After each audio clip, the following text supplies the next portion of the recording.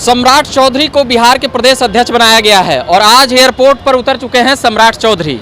साथ ही यह भी कहा जा रहा है कि सम्राट चौधरी ही भाजपा की तरफ से अगले मुख्यमंत्री के चेहरा होंगे। यह तो भविष्य की बातें हैं और कुछ बातें भविष्य के गर्भ में ही रहने दें तो बेहतर है, क्योंकि कई बार ऐसा हुआ है कि कोई प्रदेश अध्यक्ष कोई और होते हैं, मुख्यमंत्री का नाम कोई और सुझा दिया जाता है। देश में भी भाजपा के राष्ट्रीय अध्यक्ष राजनाथ सिंह को बनाया गया था, मगर प्रधानमंत्री का नाम नरेंद्र मोदी का तय किया गया था। देख रहे होंगे अभी तमाम यहाँ पर भाजपा के कार्यकर्ता सड़कों पर सम्राट चौधरी के स्वागत के लिए नजर आ रहे होंगे। और साथ ही अभी सबसे बड़ा बात यह भी चल रहा है कि भाजपा ने कुशवाहा वोट में सेंधमारी कर ली है और यह भी कहा जा रहा है कि उपेंद्र कुशवाहा को पॉलिटिकल रूप से डेथ कर दिया है बीजेपी ने, या कहें राजनीतिक हत्या कर दी है। तो जितनी मांग उपेंद्र कुशवाहा की बढ़ सकती थी, अब वह सम्राट चौधरी के आने के बाद एनडीए में भाजपा ही अपना कुशवाहा नेता को इतना बड़ा स्तर पर पहुंचा दी है कि अब उपेंद्र कुशवाहा वहां पर जो जातीय राजनीति, जो जातीय गोलबंदी होती थी, अब वहां पर असहज से हो जाएंगे या हो गए हैं। बात करें कुशवाहा वोट का, तो वोट प्रतिशत 8% के आसपास बताई जाती है।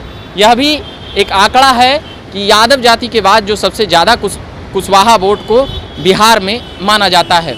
तो एक खतरा नीतीश कुमार के लिए भी है।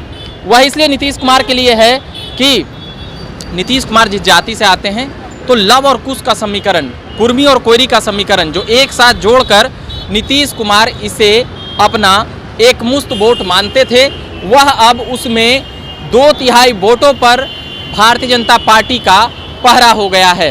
साथ ही जो सम्राट चौधरी यहाँ के प्रदेश अध्यक्ष बनाए गए हैं, उन पर यह भी आरोप लगता है कि वह आरजेडी से आए हुए नेता हैं।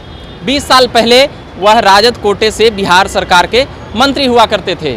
यह बातें हैं जो सम्राट चौधरी को घेरने के लिए विपक्ष भी कर रही है और भाजपा के कई नेता भले ही कैमरा पर न बोलें, मगर उन्हें भी एक कसक है। एक बात यह भी है कि सुशील मोदी जो बीते 2.5 दशकों से भारतीय जनता पार्टी के एक छत्र सर्वमान्य नेता हुआ करते थे, वह अब नहीं रहे। वैसा इसलिए क्योंकि कई कारण और कई बातें सुशील कुमार मोदी को पीछे ले जाती है।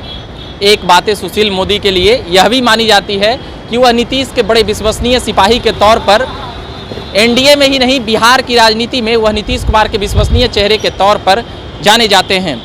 और सुशील मोदी के लिए एक बातें यह भी कही जाती है कि सुशील मोदी अब बिहार की राजनीति में अब वरिष्ठ नेता हो चुके हैं और साथ ही अब उनका राजनीतिक कह सकते हैं कि पॉलिटिकल कई रूपों में सुशील मोदी का समाप्ति की ओर है।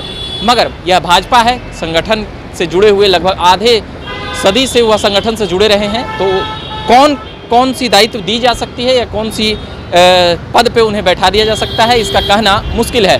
मगर फिलहाल जिस प्रकार से सम्राट चौधरी की ताजपोशी हो रही है भारतीय जनता पार्टी में, यह भी देखा जा रहा है कि वह अगले मुख्यमंत्री के तौर पर जाने जा रहे हैं। मगर जब तक कोई चेहरा या नाम, जब मैंडेट, पहले तो मैंडेट आने की बात है, मगर मुख्यमंत्री चेहरा बनने की बात है। योगी आदित्यनाथ को कोई नहीं जानता था कि उत्तर प्रदेश में वह मुख्यमंत्री बनने वाले हैं, मगर जब वह बन जाते हैं तो फिर यह विश्वास होता है। बाकी आप बने रहिए झकास भारत के साथ। मेरा नाम रविकांत हुआ।